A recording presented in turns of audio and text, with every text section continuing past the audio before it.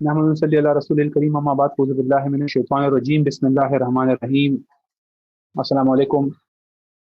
पिछले कुछ अरसे से बड़ी तेज़ी के साथ डेवलपमेंट हो रही है अफ़गानिस्तान के सीन पर, और बतौर एक सियासी वर्कर, बतौर एक मुसलमान, बतौर एक अवेयर बंदे के ये हमारी ज़िम्मेदारी है कि ना सिर्फ ये कि इसको अंडरस्टैंड भी करें, रियलाइज़ करें, एनालाइज़ करें और फिर इसको इस्लाम की खातिर इसको इस्तेमाल करें।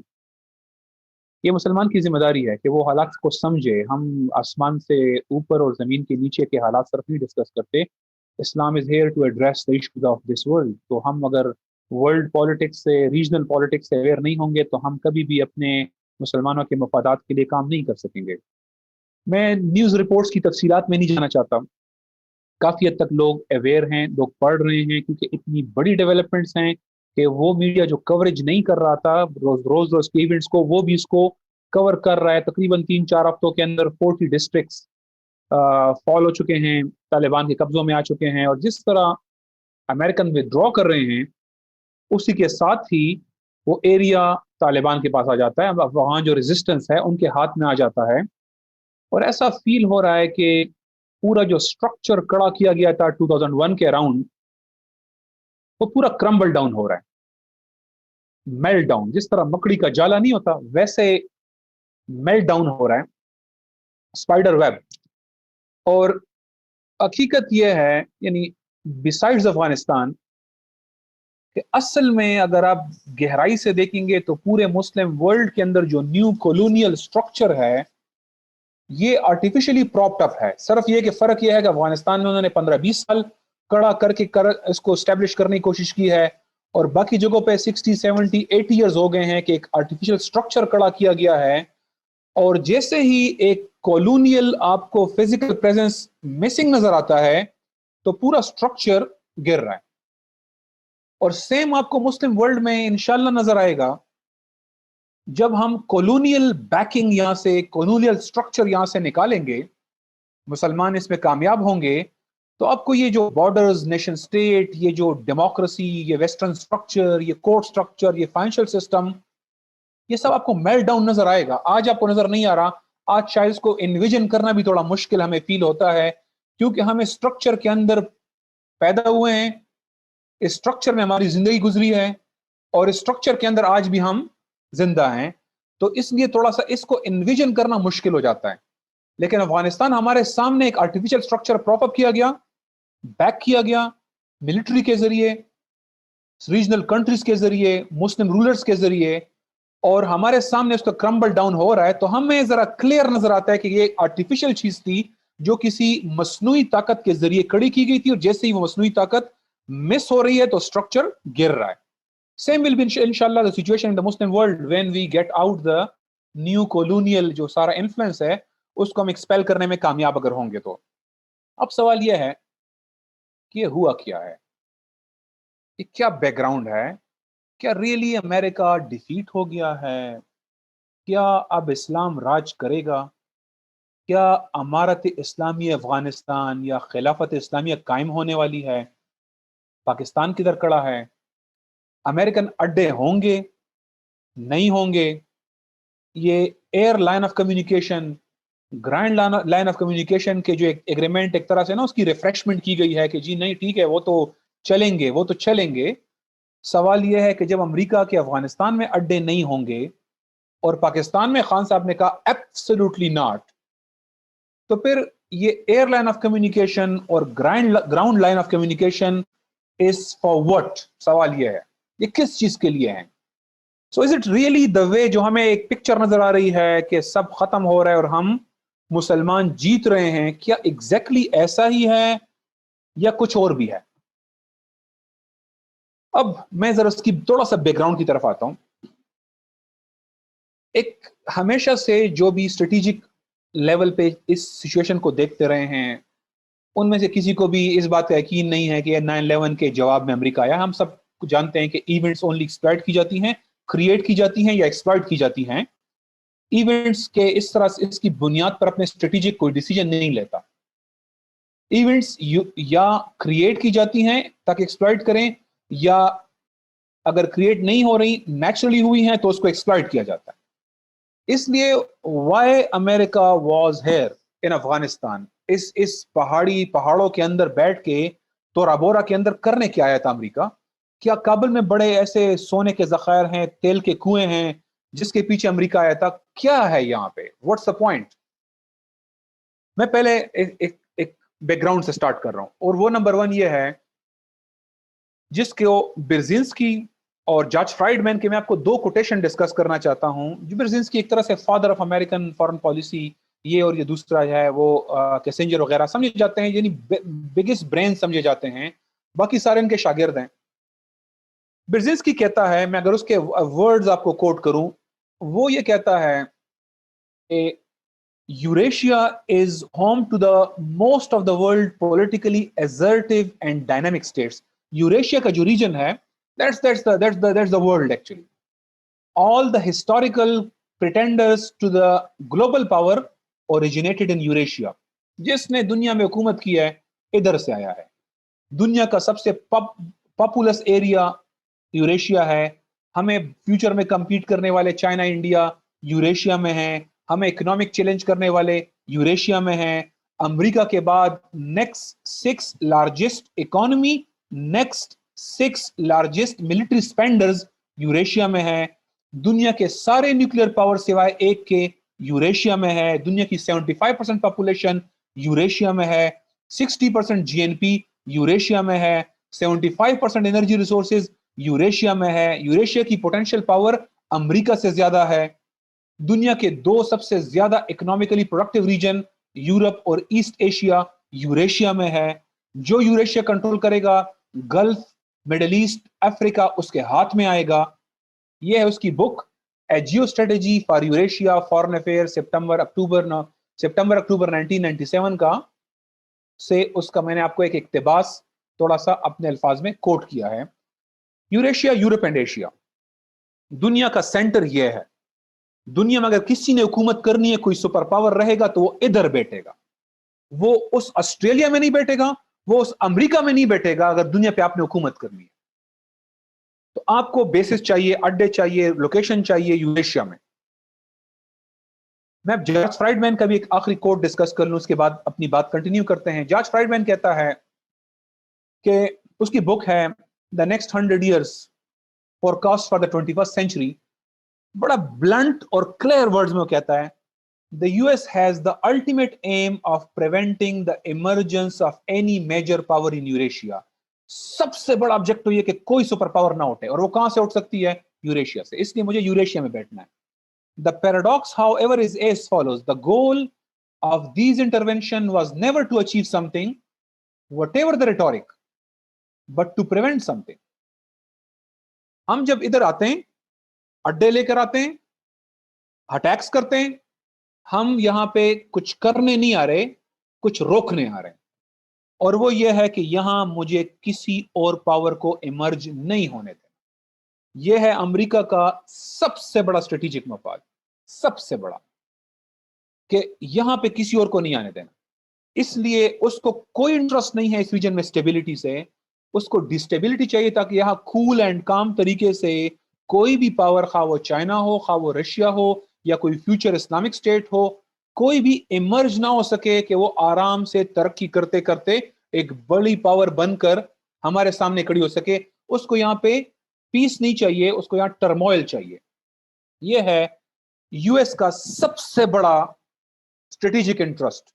और भी इंटरेस्ट है, मुस्लिम वर्ल्ड में न्यू कॉलोनियल स्ट्रक्चर रखना बड़ा मेजर इंटरेस्ट है, लेकिन इससे बड़ा नहीं है।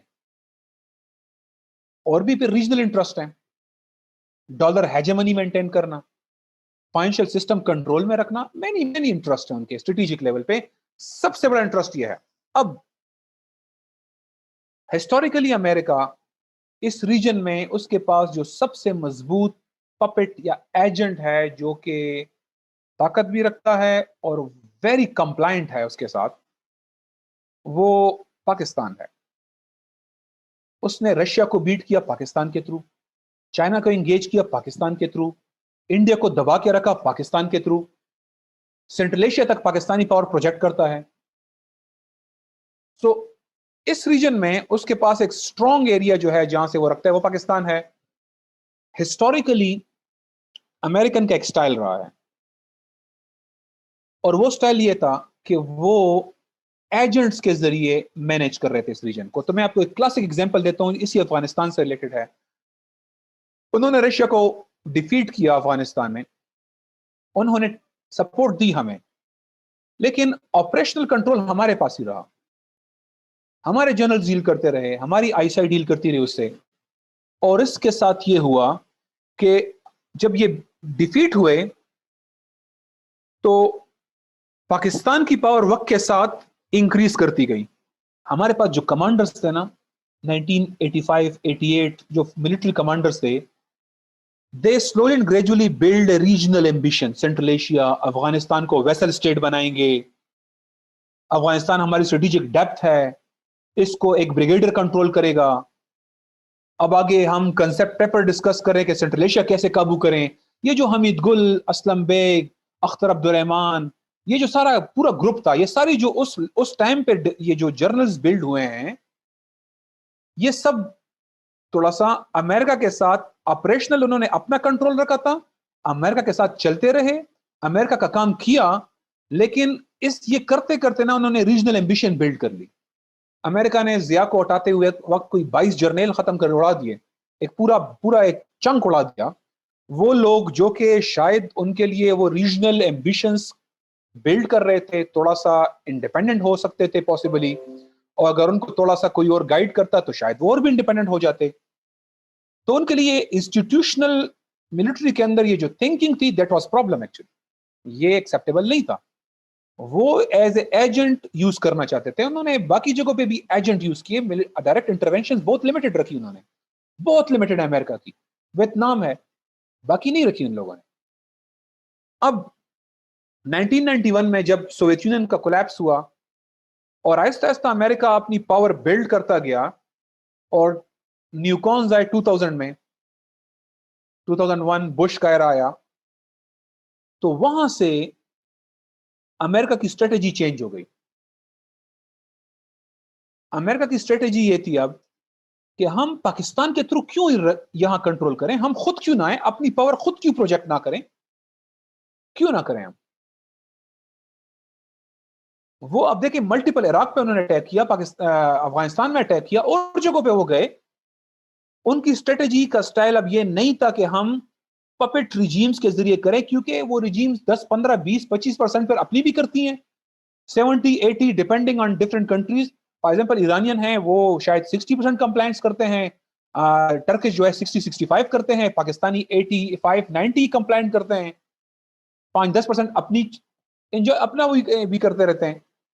सो व्हाई नॉट अपनी पावर खुद प्रोजेक्ट करें, हमें क्या जरूरत है। और वो एक एरोगेंस थी बुश एरा में, बहुत बड़ी एरोगेंस थी। आप में से बहुत से लोग इस एरा को बड़ा क्लोजली देखा है आपने, और एरोगेंस खुद विटनेस किया आपने उन लोगों की, the way they deal Abu Ghraib और ग्वांटानामो और सारे रूल्स पामाल कर दिए। जो 60-70 ईयर का ड्रामा रचाया था कि हम इंटरनेशनल कम्युनिटी को साथ लेके चलते हैं, यूएन के अंडर चलते हैं, जो जो फसाद जो फकैट था ना सारा, वो उड़ा दिया उन्होंने, खत्म कर दिया, ओपन आ गए बिल्कुल। और ये एरोगेंस ने उन्हें खराब कर दिया। अच्छा, उनके यूरेशिया में ऑब्जेक्टिव्स क्या हैं, मैं अगर 1 2 3 4 करूं। नंबर 1, मुझे यहां पे 4 न्यूक्लियर स्टेट्स हैं, पाकिस्तान है, इंडिया है, चाइना है, रशिया है। मैं इधर हब में बैठ के अपने बेसिस के जरिए, सिर्फ अफगानी बेसिस नहीं है, जापान के अंदर बेस है, खा वो कतर के अंदर बेस है, खा वो किसी का बहरीन में बेस है, वो यहां पावर प्रोजेक्ट करना चाहता है। ऑब्जेक्टिव ये कि मैं यहां पे रहूं, डायरेक्ट रहूं यहां पे, ताकि मैं इस यहाँ इनको इमर्ज ना होने दूं।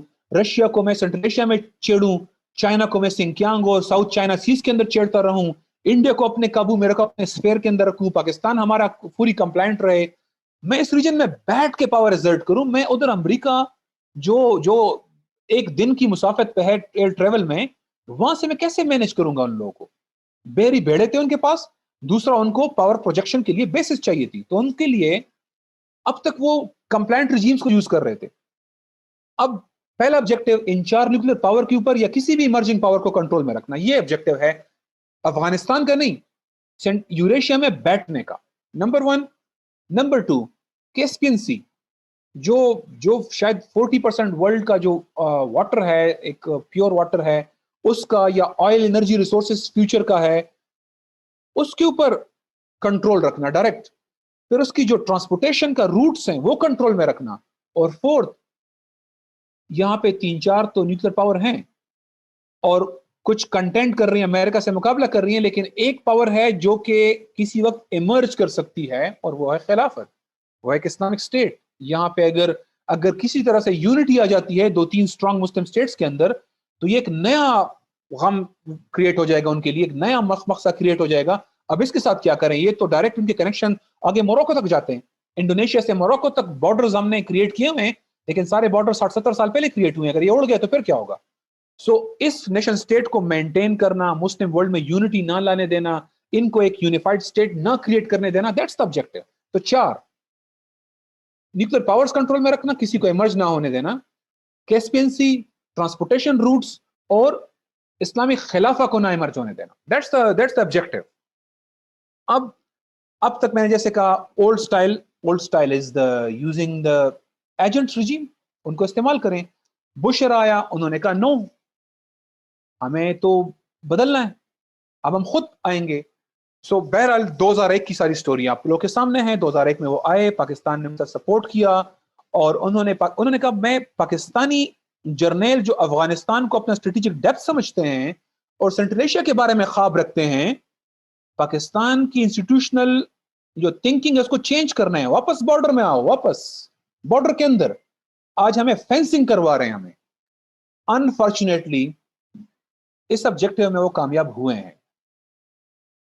ब्रॉडली स्पीकिंग, मिलिट्री की जो थिंकिंग है वो इस वक्त नेशनलिस्टिक हो चुकी है।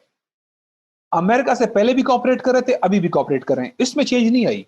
लेकिन ये जो ज़िया एरा में हम आगे रीजनल एम्बिशंस की तरफ चले गए थे कि ठीक है अमेरिका के सुनते हैं, लेकिन आगे पूरा रीजन अपने काबू में रखे ना, करेंगे अमेरिका के साथ चलेंगे, सुपर पावर से तो नहीं लड़ सकते, लेकिन ये तो करें हम।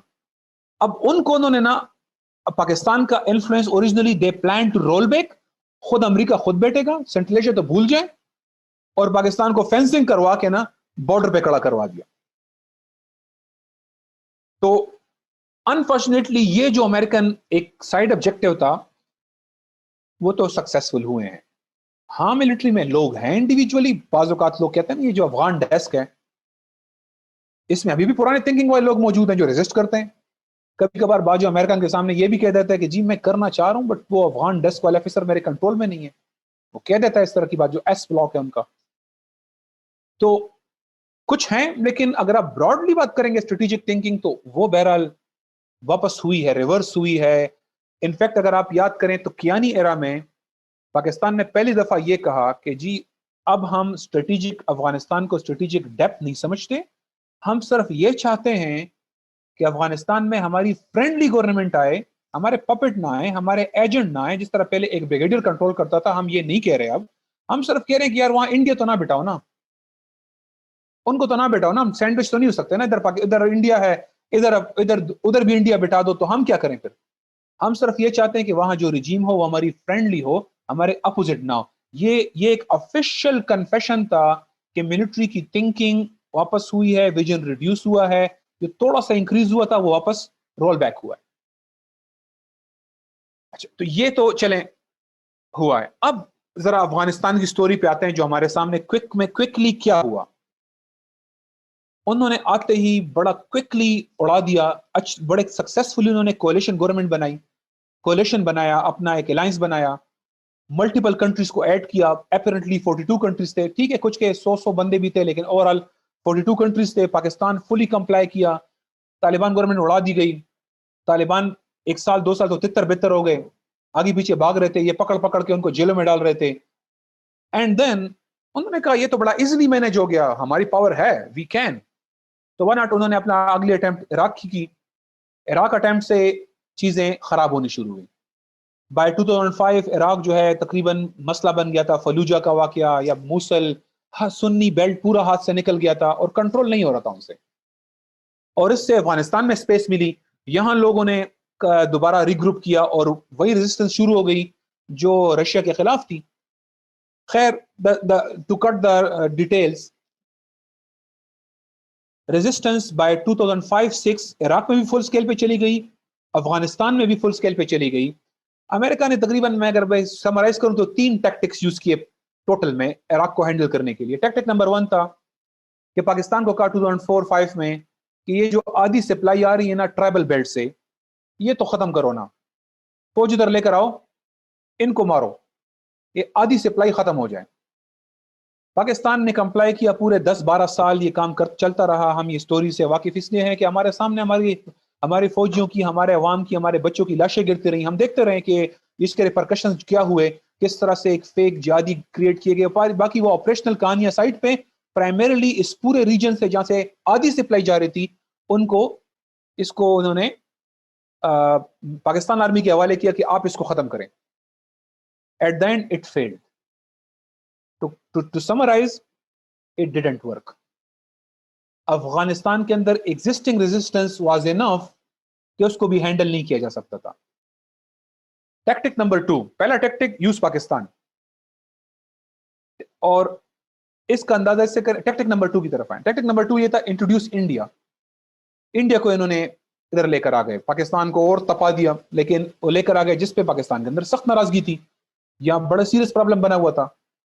लेकिन इंडिया को लेकर आया कि इंडिया स्टेबलाइज करे, वो इन्वेस्ट करे, वो सपोर्ट करे, अफगान मिलिट्री को ट्रेन करे।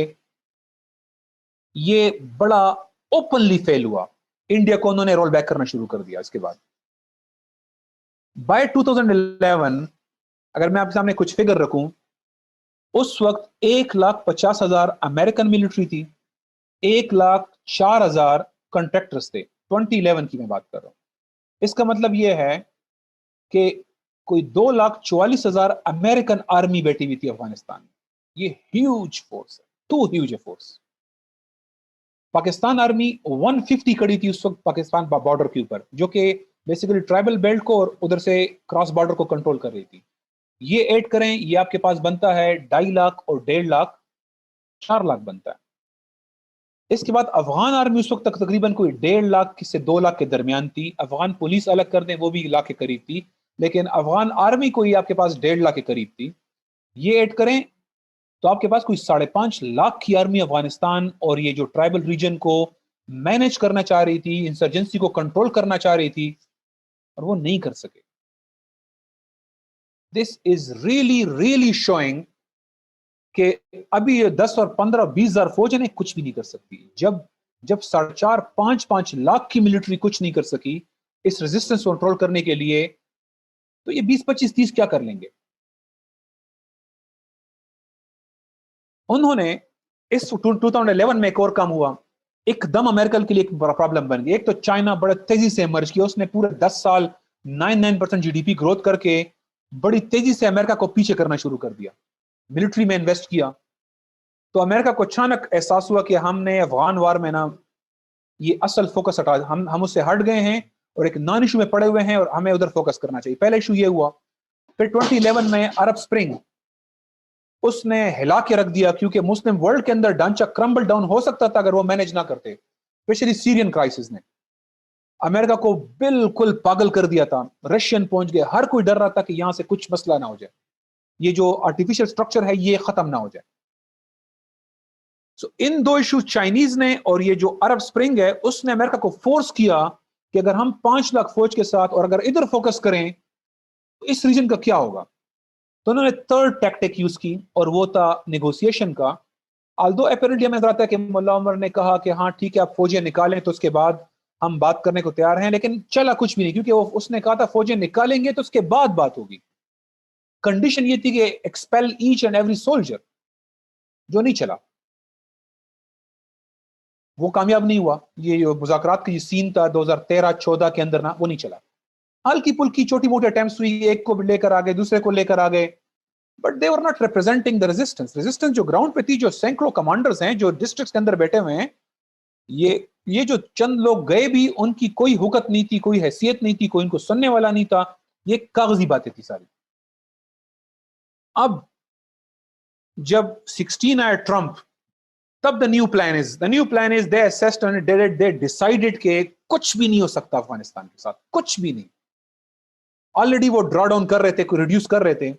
अब जो नया नेगोशिएशन प्लान है वो ये था कि अब इंडिया निकालो, इंडिया का खाता बिल्कुल गोल कर दो, वापस दो, पाकिस्तान के हवाले कर दो इसको, अफगानिस्तान को पाकिस्तान के हवाले कर दो। अगर तालिबान शिरकत इक़्तिदार पे रेडी हो जाते हैं तो शेयर्ड का मतलब यह है कि अमारत इस्लामी तो गई, कोई डेमोक्रेटिक सेटअप आएगा, थोड़ा बहुत इस्लामी हो, थोड़ा बहुत सेकुलर हो, ढांचा वही रहे, ऐसे काबू कर लेते हैं। और पाकिस्तान को उन्होंने किया कहा, अब मैं इस क्लोजिंग पॉइंट की तरफ आ रहा हूं कि पाकिस्तान के जरिए उन्होंने ये डिसाइड किया कि ऐसे कर लेते हैं। पाकिस्तान ने अपना, और पाकिस्तान को उन्हें प्रॉमिस किया कि ठीक है आप वापस ले लें अफगानिस्तान, ठीक है हम जा रहे हैं, आप अफगानिस्तान काबू करें। पुराना स्टाइल, एरोगेंस खत्म हो गई थी उनकी कि हम अपनी जोर से करेंगे, एरोगेंस उड़ गई है उनकी। नाउ दे रियलाइज कि मुस्लिम वर्ल्ड को नहीं ऑक्युपाई कर सकते आप फिजिकली। पुराना स्टाइल ही ठीक था, जो कर रहे थे बेवकूफ नहीं थे। तो उन्होंने पाकिस्तान के, इसलिए पाकिस्तान बड़ा पुश कर रहा था, सहूलतकार बना हुआ था कि मुज़ाकरात करते हैं, अमेरिका को कुछ प्रेजेंस मिल जाएगी, कुछ शेयर रूलिंग होगा और इस तरह से हम मैनेज कर लेंगे अफगानिस्तान को। क्योंकि उनका फोकस अब चाइना है, उनका फोकस कुछ और है। वो चाहते हैं बेसिस, जब मुज़ाकरात चलते रहे, तकरीबन जब इनके डील हो भी गई ना कतर में, अभी भी इनका अंदाजा यह है कि जो लोग मुज़ाकरात कर रहे हैं ये रेजिस्टेंस के एक फैक्शन को रिप्रेजेंट कर रहे हैं, ये फुल रेजिस्टेंस को रिप्रेजेंट नहीं कर रहे। तो इनसे डील हो भी जाए ना तो कोई बहुत बड़ा ब्रेक थ्रू नहीं है।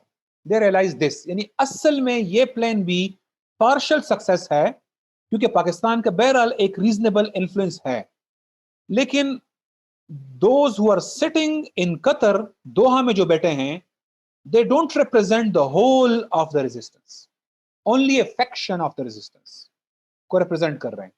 और इसलिए जैसे ही ये ड्रॉ डाउन हो रहा है, नीचे कमांडर को आप क्या कह रहे हैं, वो कह रहे हैं मैं डिस्ट्रिक्ट से यहां से फौजी चले गए, मैं क्यों कब्जा ना करूं। आप क्या कहेंगे, नहीं हमारी बात हो रही है, हम शिरकत इक़्तिदार पे तैयार हो रहे हैं, अब्दुल्ला जो है वो इंटीरियर मिनिस्टर बनेगा, हामिद करजई फॉरेन मिनिस्टर होगा, हम जो है कल्चरल मिनिस्ट्री हमारे पास आ रही है, तालीम की मिनिस्ट्री हमारे पास आ रही है। वो कहते हैं डिस्ट्रिक्ट मेरे पास है, मैं एक फोन करता हूं चौकी खाली हो जाती है। आप मुझे क्या कह रहे हैं कि मैं ना कब्जा करूं, मैं उसको अफगान आर्मी के पास छोड़ दूं। अभी तक आप मुझे कह रहे थे अफगान आर्मी को मारो, आज आप मुझे कह रहे हैं कि मैं ना कब्जा करूं, कैसे। वो रेजिस्टेंस क्यों सुने उनकी, ऐसे लोगों की क्यों सुने जो डील करके आ गए हैं। इसलिए जो ऊपर बैठे हैं वो भी कुछ नहीं कह रहे, कह रहे ठीक है करो, उनको पता है करने ना करने से क्या होगा, होना तो फिर भी है, अपनी क्रेडिबिलिटी क्यों खराब कर रहे हैं। सो प्रैक्टिकली जो अभी आपके सामने डिस्ट्रिक्ट गिर रहे हैं, ये इसलिए है कि अमेरिका ने एक्चुअली अब एक प्लान शिफ्ट कर लिया है। अमेरिका क्या कैस्पियन सी छोड़ रहा है? नो। अमेरिका यूरेशिया को सरेंडर कर रहा है? नो। वो वापस 2001 से पहले का प्लान था कि पाकिस्तान के हवाले कर दो, पाकिस्तान तालिबान को चला रहा था, हमें बड़ा मसला नहीं था, हम तो सिर्फ कह रहे थे पाकिस्तान हमें 80% देगा, मैं 100% क्यों ना लूं, टर्की मुझे 65 कंप्लाई करेगा, मैं 100 क्यों ना लूं। वो तो एरोगेंस में आ गए थे कि हम एजेंट्स को क्यों यूज करें, हम अपनी डायरेक्ट पावर क्यों प्रोजेक्ट ना करें, इसलिए वो कर रहे थे। अब उन्होंने सीख लिया है, they are going back to the old plan. यहां पे कौन बैठेगा? तालिबान बैठेंगे, ठीक है, वो भी साल 2 साल हम चलाएंगे, इस काबुल को बचा के रखेंगे, हम काबुल नहीं देंगे इनको। काबुल में तुर्की आ जाएगा, पाकिस्तान आ जाएगा, एम्बेसी होगी, कुछ कॉन्ट्रैक्टर्स होंगे, काबुल नहीं देंगे। यही एग्जैक्टली प्लान वो बगदाद में इंप्लीमेंट कर रहे हैं। पूरा इराक उनके हाथों से बाहर है, रीजनल डिफ्रेगमेंटेड हुआ है, हर जगह अपने कबायलों की हुकूमत है, कोई इराकी फोर्स नहीं आती, एयर अमेरिकन के पास है और बगदाद उनके पास है, बस एग्जैक्टली ये मॉडल रेप्लिकेट कर रहे हैं वो अफगानिस्तान में। इवन देन उनका ख्याल है कि काबुल में शायद हमें, पहले ख्याल था 2 साल हम बचा पाए, अब उनकी नई असेसमेंट कह रही है कि 6 महीने से साल शायद हम बचा पाए। लेकिन एक्सट्रीम सिनारियो क्या है? एक्सट्रीम सिनारियो यह है कि काबुल भी गिर जाएगा, चला गया तालिबान के पास। ओके, तो इससे अमेरिकन ऑब्जेक्टिव कैसे डिस्टर्ब हो रहे हैं? पाकिस्तान के थ्रू तालिबान के ऊपर इन्फ्लुएंस रखेंगे, बेसिस पाकिस्तान के अंदर लेंगे।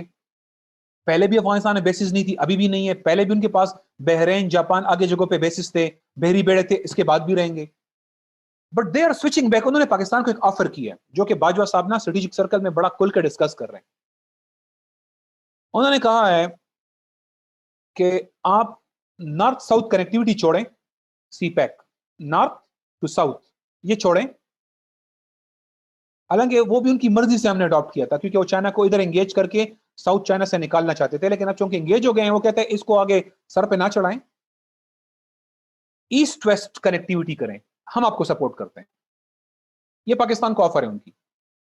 Central Asia, Afghanistan, Pakistan, India, ये जो बाजवा साहब सुबह शाम कहते हैं रीजनल कनेक्टिविटी, मोईन यूसुफ साहब कहते हैं हम जी जियो स्ट्रेटेजिक से जियो इकोनॉमिक पे जा रहे हैं। The plan is this, Jio connectivity, Jio economics, ये है। हम आपको सेंट्रल एशिया से कनेक्टिविटी देंगे। तालिबान ने भी एग्रीमेंट में कहा है जी रास्तों शस्त्रों को हम सपोर्ट डिस्टर्ब नहीं करेंगे, अगर कोई लाइन लेके जाता है हमें कोई एतराज नहीं है, हम सिक्योरिटी देंगे उनको। तालिबान पाकिस्तान के दुश्मन तो नहीं होंगे ना, दुश्मनी तो नहीं करेंगे, हमारे साथ चलेंगे। तो मसला कहां पे, चले तालिबान के हाथ 2 साल बाद गिर जाए गवर्नमेंट, तो क्या फर्क पड़ेगा? आप इंडिया से दोस्ती करें, कश्मीर थोड़ा बहुत वो बहुत ही बदमाशी करे, थोड़ा बहुत ठीक कर लेंगे अभी उनको, लेकिन बहरहाल थोड़ा सा कुछ छोटा सा रीजन ऑटोनोमस कर लेते हैं, बाकी छोड़े उनको। आप कश्मीर सरेंडर करें, हम आपको इकोनॉमिक्स देते हैं बस। Central Asia, Afghanistan, Pakistan, India, east west connection, forget north south. ये है जो आपको जनरल बाजवा, जनरल फेज बार बार बता रहे हैं कि हम आपको ये दे रहे हैं। Okay, should we trust, should we not, ये बात की बात है। इसलिए पाकिस्तान फुली इन्वेस्टेड है कि काबुल को बचाएं, और फिर अगर देखते हैं अगर नहीं बचता तो फिर ठीक है, तालिबान को कहेंगे रास्ते शास्ते ना खराब करें, बाकी रहें बैठे, बस अपने नेशनलिस्टिक विजन के अंदर रहें, उससे बाहर ना जाए, उससे बाहर ना जाए। तो अमेरिका को अगर आप स्ट्रेटेजिक लेवल की बात करेंगे तो बहुत बड़ा मसला नहीं है कि चला जाए, तालिबान का काबू में रखना है थोड़ा सा, कि वो हद से क्रॉस ना करें, पाकिस्तान में अड्डे होंगे, ड्रोन्स चलेंगे, अगर जरूरत पड़ेगी ड्रोन यूज करेंगे। तालिबान को एक चीज से डर है और वो है एयर पावर से, बस, और किसी चीज से मसला नहीं है, और एयर पावर के जरिए ये अपनी सुपीरियरिटी मेंटेन रखेंगे। सो एयर पावर सुपीरियरिटी मेंटेन रहेगी ताकि वो एक खास हद से आगे ना बढ़े, और ये कनेक्टिविटी जाएगी। ये ट्रेड कॉरिडोर है, जो कि अब सवाल ये है कि एज ए मुस्लिम हमें से क्या मिला? बजायर इकोनॉमिक्स मिल रही है, मिलेगी नहीं मिलेगी वो तो बात की बात है, कि वो इसको फायदा इंडिया को होगा या हमें होगा। हम सिर्फ एक रूट बनेंगे जिस तरह अफगानिस्तान एक रूट बनेगा, या हमें कुछ रियल इकोनॉमिक्स भी मिलेगी, वो तो वक्त साथ देखा जाएगा। लेकिन आपको एक्चुअली एक तो कश्मीर सरेंडर करना पड़ेगा। कश्मीर पे ब्रॉडली जो अभी कुछ ऑटोनॉमी वापस हो जाएगी, लेकिन ब्रॉडली आपको सरेंडर करना पड़ेगा। दूसरा, आपको इंडियंस को सरेंडर करना पड़ेगा, क्योंकि जब इंडिया को आप रूट खोलेंगे सेंट्रल एशियन साइड पे, तो फिर आपकी इकॉनमी उसके अंदर बड़ी हद तक मर्ज हो जाएगी, तो एक बड़ी इकॉनमी के अंदर छोटी इकॉनमी मर्ज होगी। बाकी वो साल से 2 साल वो एक्सपेक्ट कर रहे हैं कि हम काबुल बचा लेंगे, ठीक है, मैं पर्सनली समझता हूं मुश्किल है, नहीं बचा पाएंगे, लेकिन 3-4 उनके पास पॉइंट्स हैं। अभी देखें 40 डिस्ट्रिक्ट गिरे हैं, अफगानिस्तान में कोई 400 डिस्ट्रिक्ट्स हैं। सो एक बाजार एक वेव सी आई है, लेकिन इट डज नॉट मीन कि सब कुछ लॉस्ट हो जाएगा, क्योंकि एयर पावर ना होने से उनके पास बहरहाल एक स्ट्रेटेजिक डिसएडवांटेज है। 2.5 लाख अफगान फोर्स है, जितनी भी सरेंडर हो जाए 50-60-70 हज़ार बची जाएगी, जो स्पेशल ट्रेंड होंगे जो काबुल प्रोटेक्ट करेंगे। एम्बेसी है अमेरिकन जिसके कॉन्ट्रैक्टर सपोर्ट कर रहे हैं, टर्की ने एग्री किया है कि वो काबुल एयरपोर्ट सिक्योर करेगा, बहरीन के अंदर बेस वो ले रहे हैं, और फिर पाकिस्तान के अंदर they want to get the bases, और बेसिस मिलेंगी इनको, बेसिस मिल रही हैं। ये एब्सोल्युटली नॉट से कुछ नहीं होने वाला, क्योंकि जिन्होंने असल में एब्सोल्युटली नॉट कहना है वो नहीं कह रहे, वो नहीं कह रहे, they are excited, they are excited कि हमें कुछ वैल्यू मिल रही है। उनका ख्याल था कि हमारी वैल्यू खत्म हो गई है, America is focused on India, वो क्वाड बना के चाइना के खिलाफ तैयार कर रहा है, इंडिया, जापान, नॉर्थ कोरिया और ऑस्ट्रेलिया को, और हमारी कोई वैल्यू नहीं है। अब इनको जब ये ऑफर मिली है, दे आर रियली एक्साइटेड। वो सिर्फ थोड़ा सा कह रहे हैं कि इंडिया से कहीं वो जो स्टेटस बहाल कर दें, चलें ये करवा लें, तो बस फिर हम देखें पाकिस्तानियों के सामने मान नहीं सकते, वो आप अंडरस्टैंड करें प्लीज, हमें ये इजाजत दें कि हम आवाम के सामने कहें कि जी बिल्कुल भी नहीं। बाकी पहले भी हम करते रहे, आइंदा भी करेंगे। सो अदरवाइज मैं एक सादा सा सवाल पूछता हूं ALOC GLOC किस लिए है? एयर लाइन ऑफ कम्युनिकेशन और ground line of communication for what है? अभी एग्रीमेंट रिफ्रेश हुआ है, क्यों? जब पाकिस्तान में बेसिस नहीं है, जब अफगानिस्तान में बेसिस नहीं होंगी, तो ये एग्रीमेंट किस लिए है? ये शो करता है कि स्ट्रक्चर कुछ पार्शियली इधर ट्रांसफर हो रहा है, कुछ काबल में रहेगा और कुछ इधर ट्रांसफर होगा, ये मेंटेन रहेगा। सो अमेरिका काबल को बहरहाल इनिशियली प्लान यह है कि वो बचाए और तालिबान को शेयर्ड रूल पे लेकर आए, लेकिन प्लान बी या वर्स्ट के सिनारियो यह है कि चलें काबल भी गिर जाए। Even then the strategic objectives नहीं चेंज हो रहे हैं। ओरिजिनली उनका मॉडल है, इराक मॉडल पे जाना चाहते हैं, बगदाद, जिस तरह बगदाद उनके पास है और बाकी मुल्क नहीं है तो ना हो, वो ये मॉडल अब काबल में इंप्लीमेंट कर जाते हैं। लेकिन एक्सट्रीम केस में जिस तरह कह रहा हूं, ना भी हो इतना बड़ा मसला नहीं है।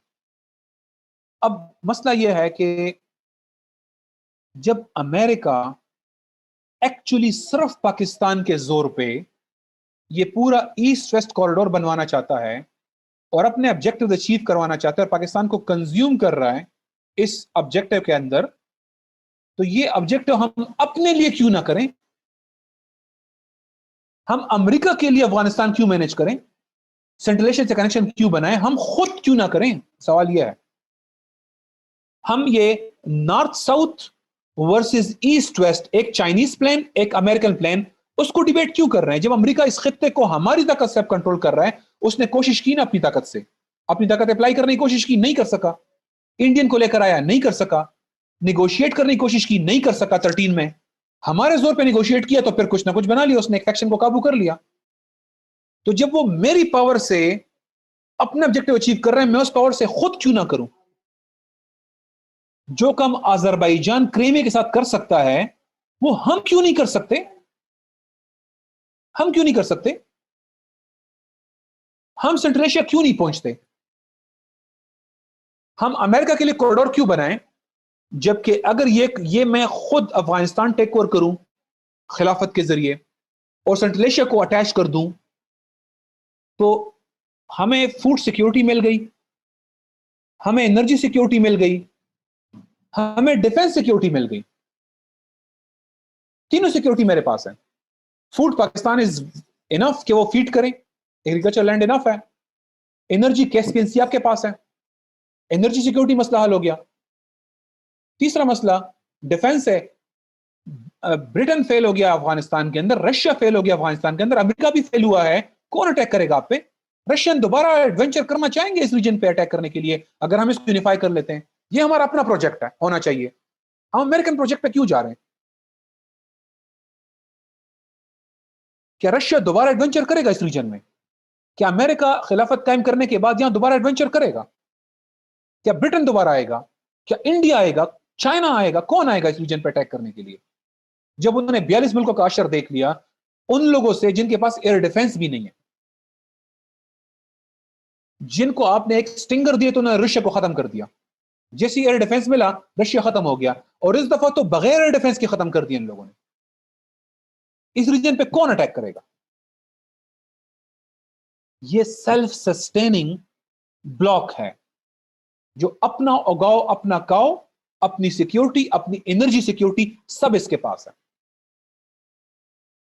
और थोड़ा सा एक स्टेप आगे सोचें, गल्फ कितने अरसे सरवाइव कर सकेगा इस खिलाफत के सामने?